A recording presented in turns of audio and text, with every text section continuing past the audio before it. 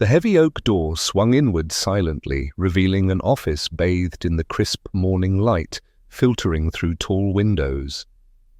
A polished nameplate gleamed on the wood. Regional Director, First Capital Bank. Diane Foster, 58 years old, paused at the threshold, her posture erect, her tailored suit immaculate.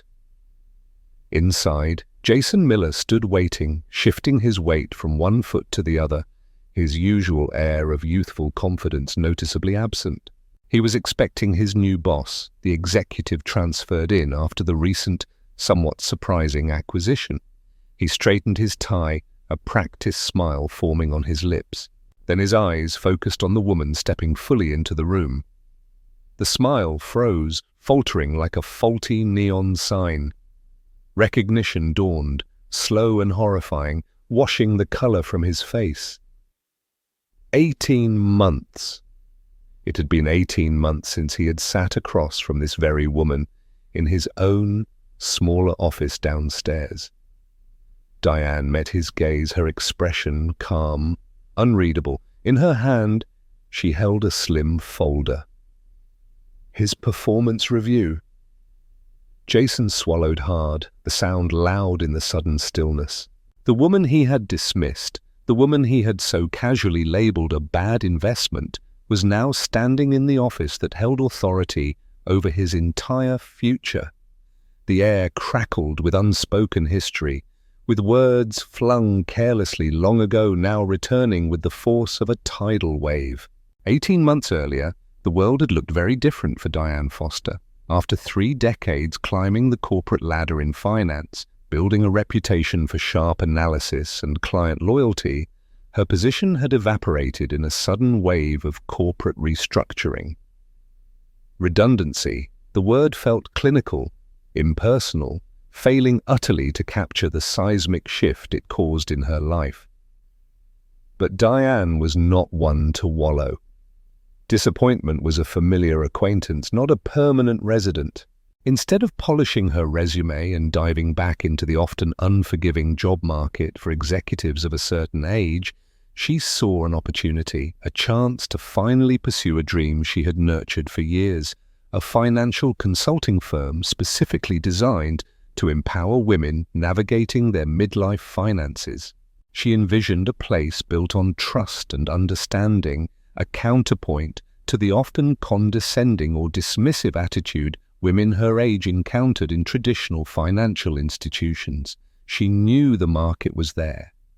She heard the need in conversations with friends, former colleagues, women struggling with retirement planning, empty nest adjustments, late-life career changes, or widowhood. She poured her energy, her expertise, and a significant chunk of her severance package into crafting a meticulous business plan. Spreadsheets detailed projections, marketing strategies, outlined outreach, and client service protocols emphasized empathy and education. Her personal savings were substantial, a testament to her own financial prudence. Her home, shared with her supportive husband Michael, was paid off. Their children were grown, successfully launched into their own lives. Objectively, it was the perfect time to take a calculated risk, to build something meaningful from the ground up. All she needed was a modest business loan to cover initial operating costs and secure a small office space. Confident, prepared, and driven by purpose, Diane made an appointment at First Capital Bank. The bank lobby was cool and imposing, marble floors reflecting the recessed lighting. Jason Miller, the branch manager, greeted her with a firm handshake and a smile that seemed genuine enough. He looked young, barely in his 30s, radiating the aggressive energy of someone keen to make his mark. Initially, the meeting felt promising. He listened, nodded, asked pertinent questions about her projections and target demographic. Diane laid out her vision, her voice steady, backed by the weight of her experience and the thoroughness of her plan. But, as the meeting progressed, a subtle shift occurred in his demeanor. His gaze sharpened, not with interest, but with skepticism. He leaned back, tapping a pen against her meticulously prepared folder.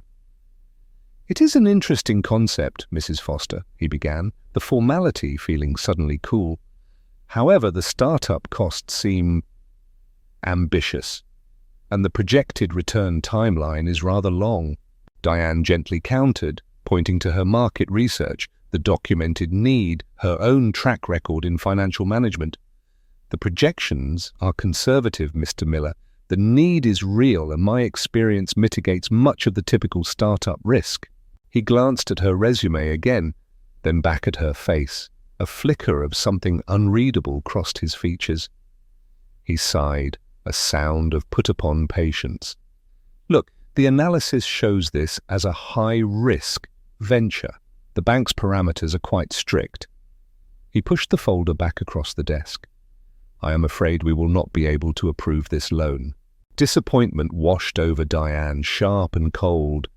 But it was his next words, delivered with an air of patronizing finality, that truly stunned her. She had asked, trying to keep the frustration from her voice, if there was a specific metric she failed to meet, something she could perhaps address. He hesitated, then leaned forward slightly, lowering his voice as if sharing an unpleasant but necessary truth. "Honestly, Mrs. Foster," he said, his eyes avoiding hers now, "women over 50, well, statistically speaking, they are often considered bad investments, volatile career paths nearing retirement, less time to recoup losses. Why not just enjoy your retirement like everyone else?" The air left Diane's lungs. Bad investments, enjoy retirement, the casual cruelty, the sweeping dismissal of her ambition, her experience, her entire demographic hung in the air between them. She felt a flush creep up her neck, a mixture of humiliation and burgeoning anger. He saw her not as a seasoned professional with a viable business plan, but as an age category, a statistic, a risk to be avoided. She stood slowly, her legs feeling strangely unsteady. She gathered her papers, her movements precise, deliberate. She did not trust herself to speak further. As she walked out of First Capital Bank, the automatic doors hissing shut behind her, Diane did not shed a tear. The shock had solidified into something harder, something colder. A glint of steel entered her eyes. She paused on the sidewalk, the bustling city noise fading into a low hum. She took a deep breath, tasting the exhaust fumes and the unexpected bitterness of resolve. "This is not the end, Mr. Miller," she whispered to the indifferent glass facade of the bank. "This is just the beginning." The fight had just begun, not just for her loan, but for something much larger. That evening, the comfortable quiet of their home felt different, charged with the residue of Diane's encounter. Over dinner, she recounted the meeting at First Capital Bank, her voice low but steady, relaying Jason Miller's words with a precision that belied the deep sting they carried. Michael Foster listened, his initial concern quickly hardening into protective anger. He set his fork down sharply. "That is outrageous, Diane. That is blatant discrimination, ageism, sexism, take your pick. We should talk to a lawyer. We should sue the bank." Diane shook her head, swirling the wine in her glass. The thought had crossed her mind, a fleeting image of depositions and courtroom battles, but it felt wrong, somehow unsatisfying. "No, Michael," she said firmly. "Dragging this through the courts might bring some vindication, maybe even a settlement, but it will not change anything fundamental. It will not build my business. I do not want his apology enforced by a judge. I want to prove him wrong. I want to show him, and everyone like him, exactly what a bad investment like me can achieve." Her resolve, shaken earlier, began to solidify again, fueled now by her husband's support and her own indignation. However, proving Jason Miller wrong turned out to be a more arduous task than Diane had anticipated. Armed with her business plan, slightly revised, based on the initial feedback, though not the offensive part, she approached 3 other financial institutions. The rejections came again, though couched in more diplomatic language. One loan officer spoke vaguely of market uncertainties. Another pointed to a minor inconsistency in her 5-year projections, easily explainable but seized upon as a reason for refusal. A third simply stated that their portfolio for new business ventures was currently overextended. No one repeated Miller's brutally honest prejudice, but Diane felt the undercurrent. The polite smiles seemed strained, the handshakes a fraction too quick. They saw her age, her gender, perhaps before they saw her acumen. Doubt, cold and insidious, began to creep into the corners of her mind. Was Jason Miller right in his own callous way? Was she kidding herself? Was starting a business at 58 simply too big a risk, not just for the banks but for her? The sleepless night started, filled with anxieties that whispered insidious questions she thought she had long silenced. A few weeks later, seeking camaraderie and perhaps a dose of perspective, Diane met her longtime friend Emily Wilson for coffee. Emily, a bright and energetic woman of 55, had been trying to secure funding to expand her successful online artisanal crafts business. As they talked, Diane cautiously shared her recent experiences with the banks. Emily listened intently, her expression shifting from sympathy to a knowing frustration. "Diane, you too?" Emily sighed, stirring her latte with unnecessary vigor. "I have been hitting the same wall for 6 months. My business is profitable, my expansion plan is solid, but the moment they see my date of birth on the application, the tone changes. It is like they think I'm going to suddenly forget how to run a spreadsheet or keel over mid-presentation." Emily leaned forward, her voice dropping. "I ran into Carol from accounting the other day. Remember Carol? She wanted a small loan to get certified as a tax preparer, specializing in elder care finances, turned down flat. It is not just us, Diane. It is like there is this invisible barrier, this ageist, sexist ceiling, specifically for women our age, trying to do something entrepreneurial." Hearing Emily's story, so similar to her own and Carol's, was both disheartening and strangely galvanizing for Diane. It confirmed her suspicions. This was not just about one ignorant young bank manager. It was bigger. It was systemic. Jason Miller was not an anomaly. He was a symptom of a pervasive bias within the financial world. A bias that dismissed the accumulated wisdom, the resilience, and the untapped economic potential of women in their prime. That coffee meeting sparked something. Diane and Emily started reaching out, discreetly at first, to other women they knew who might be facing similar hurdles. An informal network began to form, women sharing stories, contacts, frustrations, and encouragement over emails and quiet lunches. They were accountants, marketers, former executives, artists, all experienced, all ambitious, all underestimated. Diane found her personal quest transforming. It was no longer just about getting her own business funded, it was about challenging the system that held so many capable women back.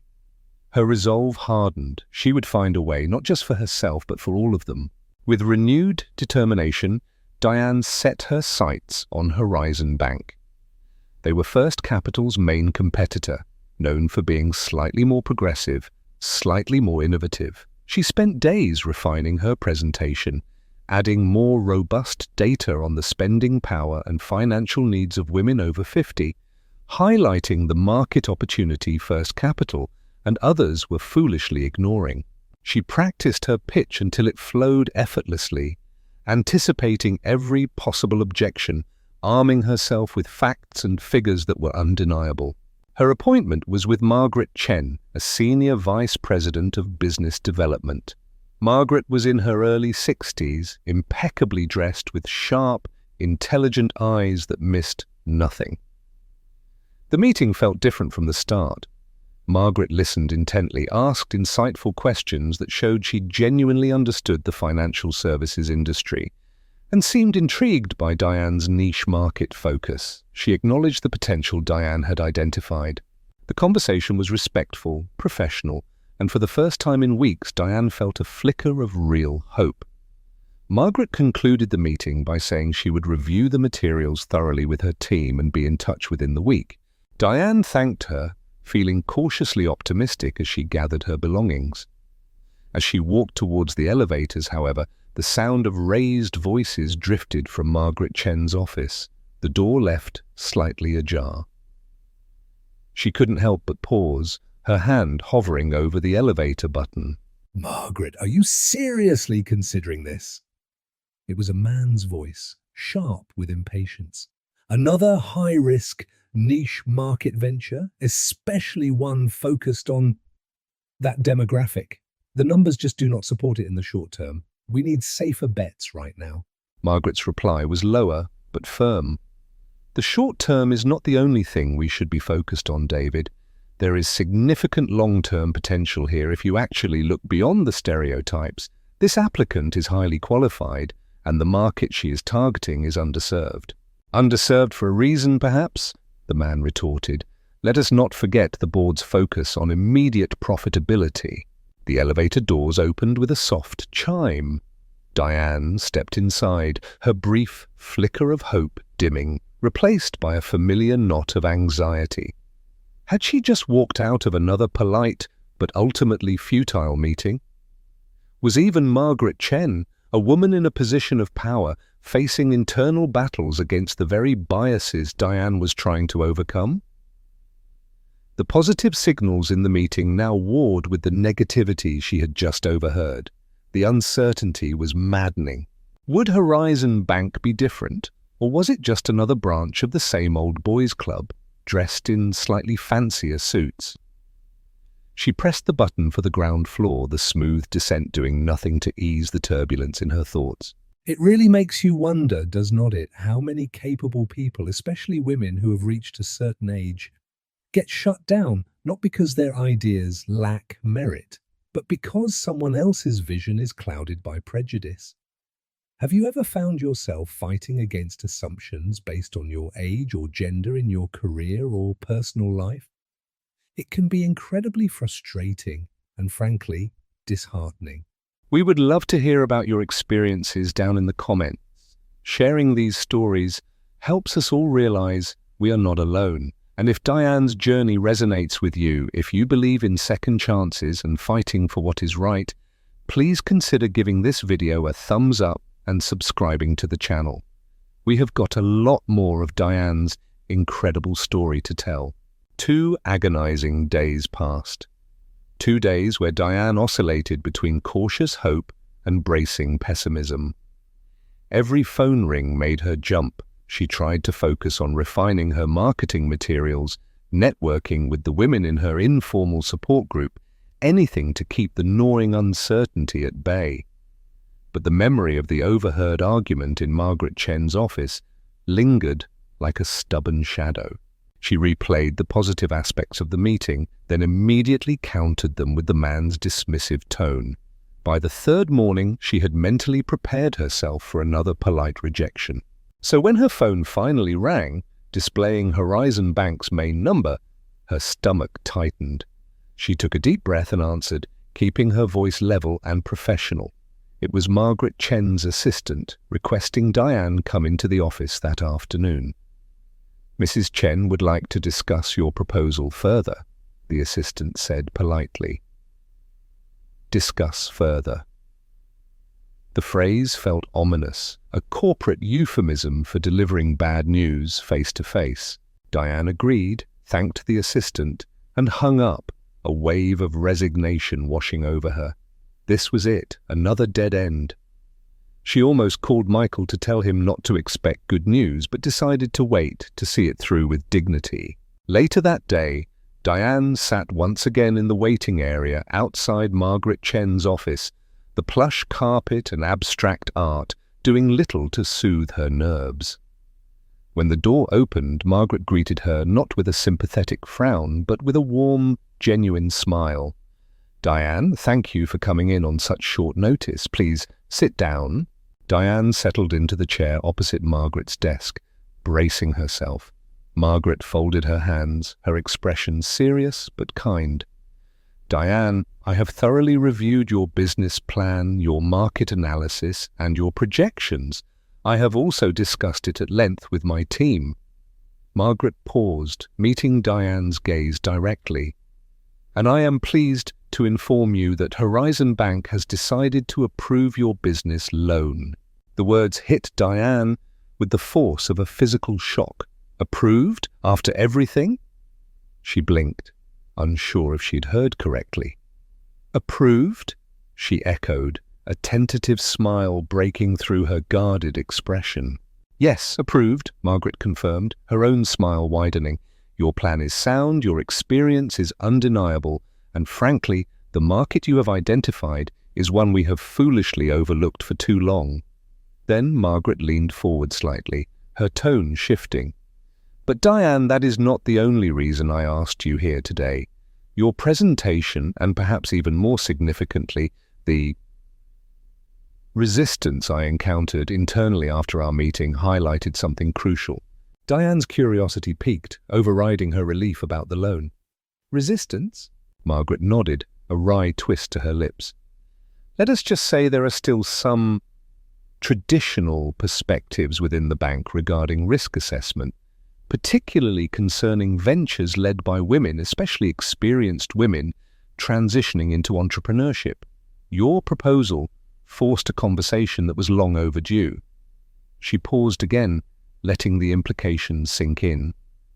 And it convinced me that we do not just need to fund businesses like yours, Diane. We need your expertise inside this bank. We need someone to help us understand this market, to develop products and services that truly serve these women, and frankly, to help shift some outdated mindsets. Margaret leaned back, her eyes holding a surprising intensity. Diane, Horizon Bank would like to offer you a position.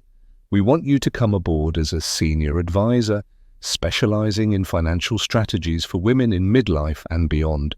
We want you to help us build a program, shape our approach, lead this change from within. Diane stared at her, completely taken aback. This was not what she had expected. At all. A job, working for another bank.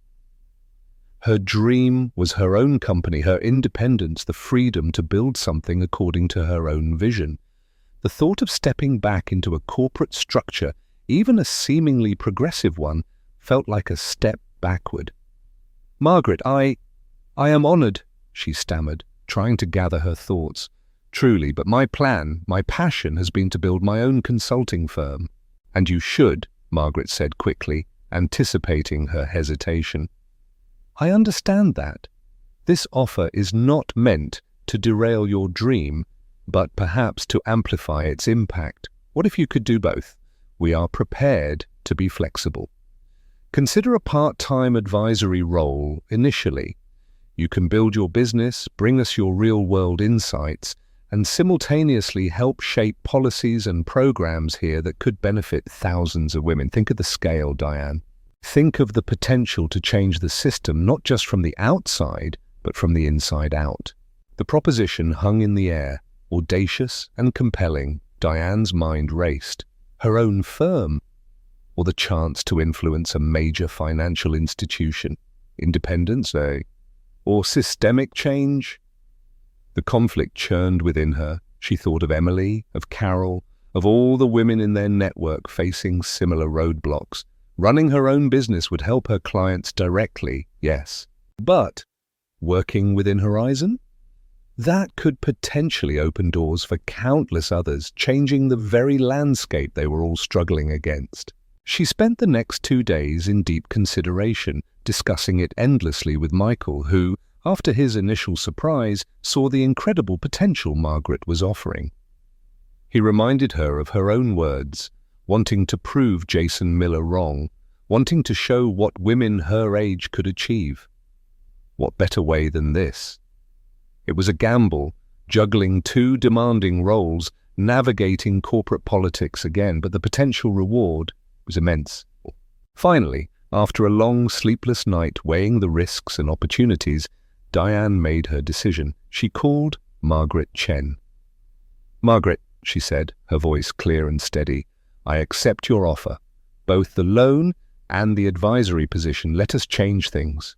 A week later, Diane was back in Margaret Chen's office, this time signing not just loan documents but an employment contract. As they concluded the formalities, Margaret stood up and extended her hand, a look of genuine excitement in her eyes. "Welcome aboard, Diane. I have a feeling you are going to make a significant difference here." As Diane shook her hand, Margaret gave it an extra squeeze, leaning in slightly with a smile that held a hint of something more, something strategic. "And just between us," she added, her voice a low murmur, "this is only the first step. We have much bigger plans on the horizon for growth and expansion, including potentially acquiring smaller institutions that might benefit from a fresh perspective." The words, seemingly casual, sent a small jolt through Diane. Acquisitions, smaller institutions. Her mind flashed, unbidden, to the imposing glass facade of First Capital Bank. Was it possible? The thought was both exhilarating and unsettling. Margaret's smile gave nothing away, but Diane left the office that day with her approved loan, a challenging new role, and a distinct feeling that her journey was about to take another, even more unexpected turn. A year flew by in a whirlwind of activity and accomplishment. Diane Foster found herself energized, juggling the demands of her burgeoning consulting firm and her increasingly influential role at Horizon Bank. Her company, Second Act Financial Strategies, quickly gained traction, attracting a loyal clientele of women grateful for her empathetic approach and savvy advice. Simultaneously, her work at Horizon bore significant fruit. The pilot program she designed, offering tailored financial products and workshops for women over 50, exceeded all projections. Client satisfaction soared, new accounts multiplied, and even the internal skeptics had to acknowledge its success. Margaret Chen, true to her word, championed Diane's efforts, leading to a promotion. Diane was now Horizon's Director of Business Development, a position with considerably more clout and responsibility.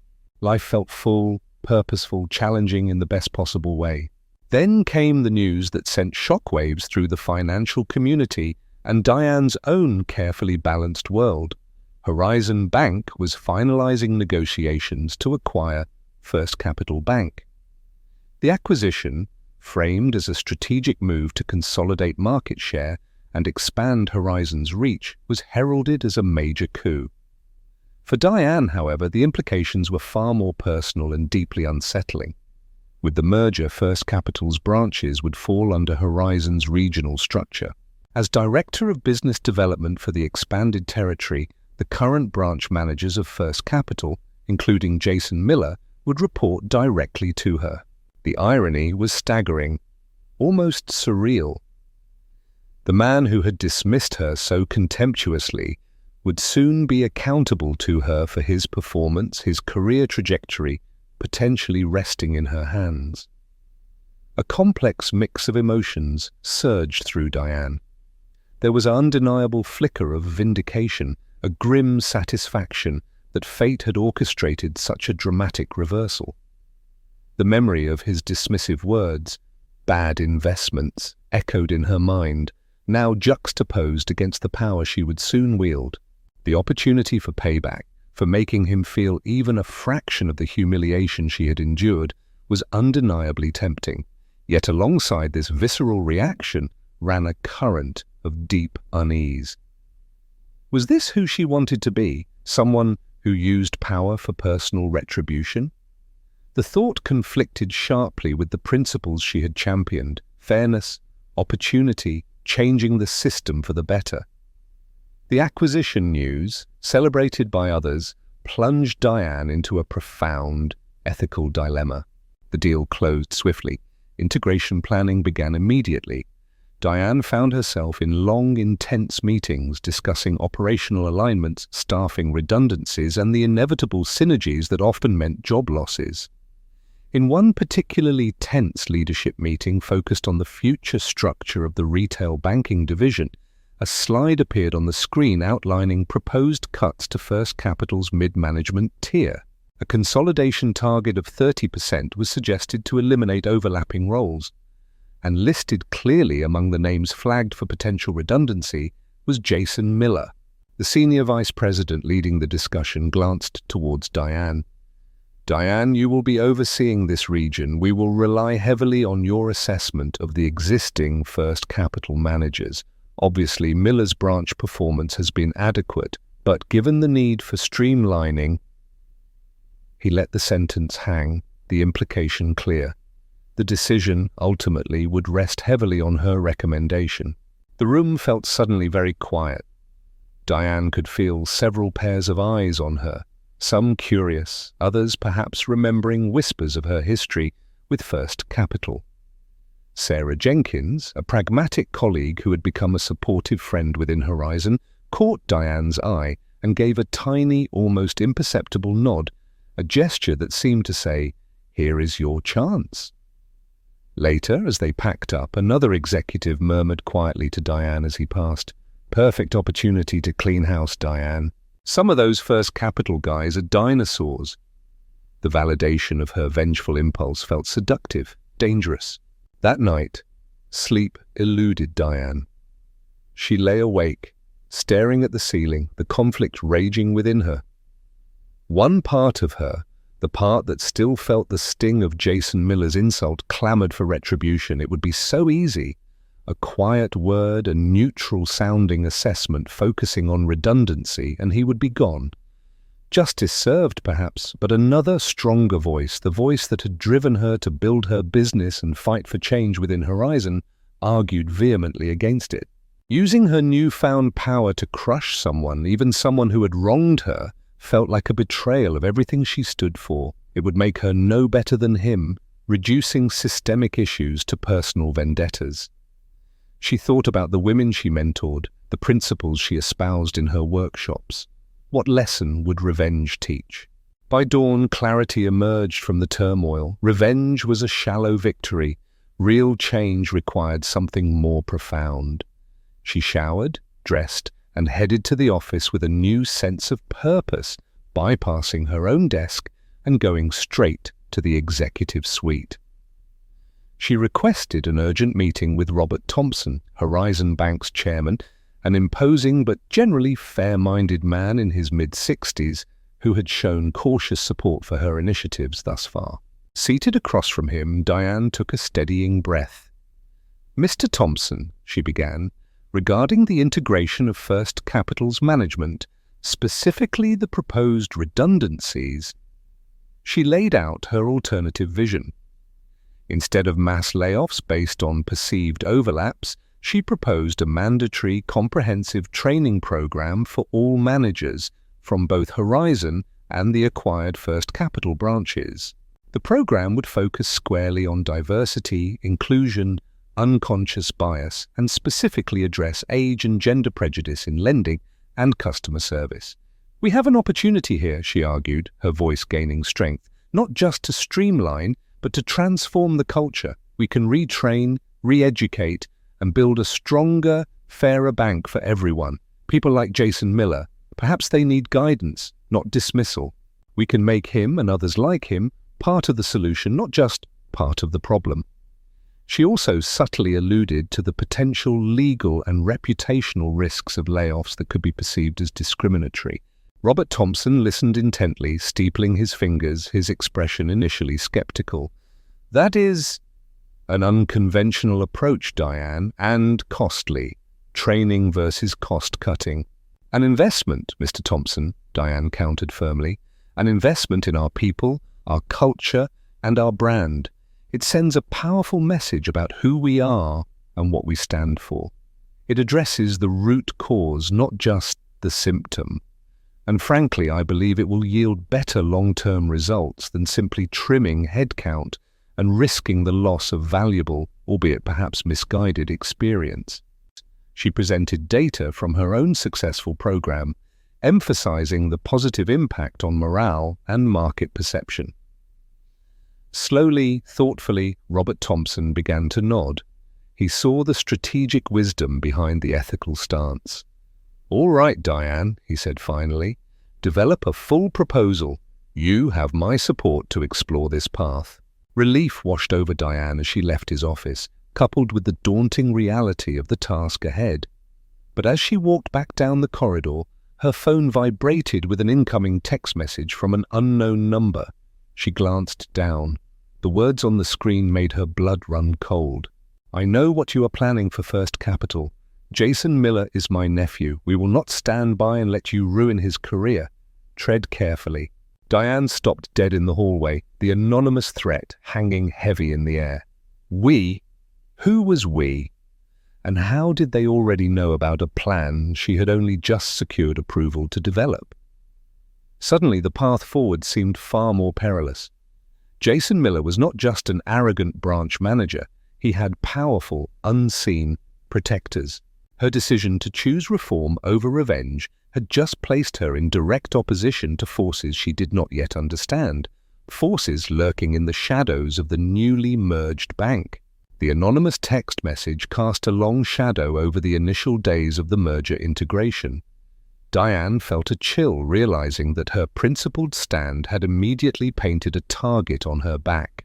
Working discreetly with Horizon's internal security team, she traced the burner phone number back to a holding company linked, indirectly but unmistakably, to a senior board member from the now absorbed First Capital Bank, a man known for his resistance to the merger and, as it turned out, Jason Miller's uncle by marriage. The threat was real, emanating from someone with the power to potentially sabotage not only her program but perhaps even the entire integration process if he felt his nephew's career was sufficiently endangered. For a moment, doubt flickered again. Was this fight worth the risk? Could she navigate these treacherous corporate waters, pushing for systemic change while simultaneously watching her back for hidden attacks? Retreating, recommending Jason's quiet dismissal as initially suggested, seemed the safer, easier path. But then Diane paused, looking at the mission statement for her own consulting firm, framed on her temporary office wall. She thought of Emily Wilson, of Carol, of the growing network of women who had shared their stories of frustration and resilience.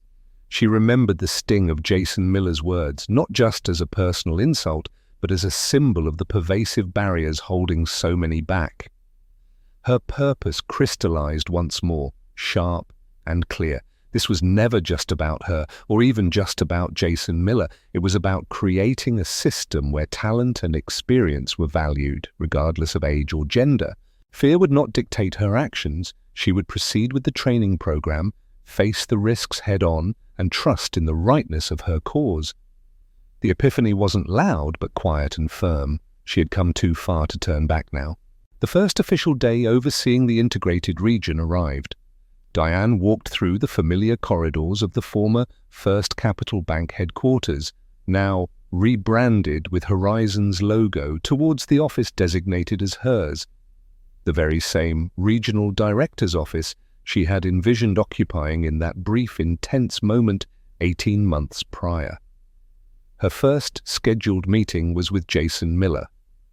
He arrived punctually, his face pale, his usual confidence replaced by a palpable anxiety.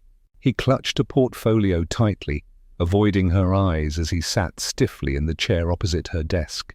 Diane decided directness was the only way. She let the silence stretch for a moment, then leaned forward slightly. "Mr. Miller," she began, her voice calm but firm, "before we discuss the transition and your role moving forward, there is something we need to address." She paused, meeting his now apprehensive gaze. 18 months ago, in your office downstairs, you told me that women over 50 are bad investments. You advised me to enjoy retirement like everyone else. Do you recall that meeting? Jason visibly flinched. The color drained further from his face. He swallowed, his Adam's apple bobbing. Yes, Mrs. Foster, I remember. He shifted uncomfortably, clearly expecting the axe to fall. I understand if... What I want you to understand, Diane interrupted gently but leaving no room for doubt, is that I am the woman you dismissed that day, and today I am your regional director She let that sink in, watching the dawning realization and sheer panic wash over him. He looked utterly defeated, bracing for termination. Instead, Diane pushed 2 documents across the desk towards him. "You have 2 options, Mr. Miller," she stated clearly. "Option 1, you can resign, effective immediately, no questions asked, standard severance package." His eyes flickered towards the first document, likely a resignation form. "Option 2, Diane continued, tapping the second, thicker document, "is this. This is the outline for Horizon Bank's new mandatory management training program, focusing on inclusive leadership, unconscious bias, and recognizing the value of diverse market segments, including the one you deemed a bad investment. If you choose option 2, you will not only participate, you will be among the first cohort, and I expect you to actively contribute to making this bank a leader in fair practices. The choice is yours." Jason stared at the documents, then up at Diane, his expression a mixture of shock, disbelief, and perhaps a dawning flicker of something else. A second chance? He had been so sure his career was over. He looked at the training outline, then back at Diane's steady, expectant gaze. Slowly, hesitantly, he reached out and picked up the second document. I choose option 2, Director Foster," he said, his voice barely a whisper. He cleared his throat. "Thank you."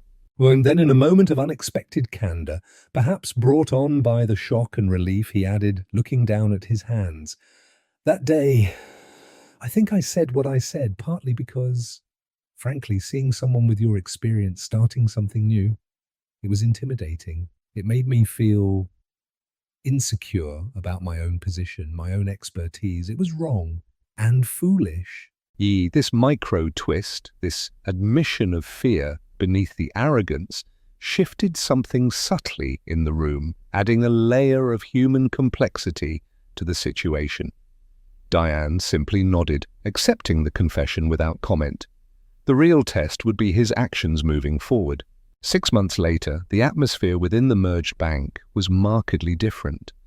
Diane's training program, implemented across all management levels, had initially met with resistance, but the sustained focus, championed from the top by Robert Thompson and driven by Diane's unwavering commitment, began to yield tangible results. Communication improved. Loan officers reported feeling more equipped to assess diverse applications fairly. Most strikingly, loan approvals for businesses founded by women over 50 had increased by a remarkable 200% within the region. The bank was not only becoming fairer, it was tapping into a profitable and previously ignored market segment. Jason Miller, much to many people's surprise, including perhaps his own, had completed the training and emerged as one of its most vocal proponents, often sharing his own past biases as a cautionary tale in management meetings. He seemed genuinely changed, humbled, and focused. During the bank's quarterly town hall meeting, Robert Thompson stood at the podium. After summarizing the successful integration and highlighting the impressive results of the new inclusion initiatives, he smiled towards Diane, seated in the front row. "These achievements," he announced, "are largely thanks to the vision and tenacity of one individual who saw an opportunity not just for profit, but for progress. It is my distinct pleasure to announce the promotion of Diane Foster to the newly created role of Executive Vice President of Sustainable Business Development for Horizon Bank." A wave of genuine applause filled the auditorium. 2 years after Diane first walked into First Capital seeking a loan, Horizon Bank held a special event celebrating the success of its inclusive lending programs. The room buzzed with energy. On a small stage, Diane stood ready to speak, looking out at an audience that included Margaret Chen, Robert Thompson, Sarah Jenkins, her proud husband Michael, and, significantly, nearly 50 women entrepreneurs, all over 50, all thriving, who had received funding through the program she initiated. Emily Wilson was there, her crafts business now exporting internationally. Carol, the aspiring tax preparer, now ran her own successful practice. Diane stepped up to the microphone, her gaze sweeping across the inspiring faces before her. "They say," she began, her voice warm and resonant, "that experience is what you get when you did not get what you wanted." For many of us in this room, especially women who have navigated careers and life changes, experience is our superpower. It is not a liability. It is our most valuable asset. She smiled. "There was a time when I was told that women like us were bad investments. And today, looking out at all of you, entrepreneurs, innovators, leaders, I see the phenomenal return on investing in potential, regardless of age. Success does not have an expiration date. The question was never whether we were too old to start something new, but whether the world was ready for the value we bring." Her eyes briefly met Jason Miller's across the room. He was standing near the back, watching intently, and as her speech concluded, he was the first to start applauding, a look of genuine respect on his face. The scene was a quiet echo, a powerful inversion of that moment 18 months ago when she had stood before his desk, dismissed and underestimated. Now she stood before him and many others, not just as his boss, but as a testament to the very potential he had once denied. What Diane Foster achieved is a powerful reminder that our journeys do not end at 50 or 60 or any age. Experience brings wisdom, resilience builds strength, and it is never too late to pursue a dream or fight for a more equitable world.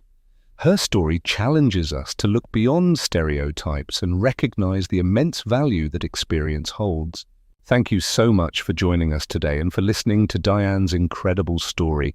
We hope it resonated with you. If you believe in second chances, in fighting prejudice, and in the power of perseverance, please show your support by hitting that like button and subscribing to our channel.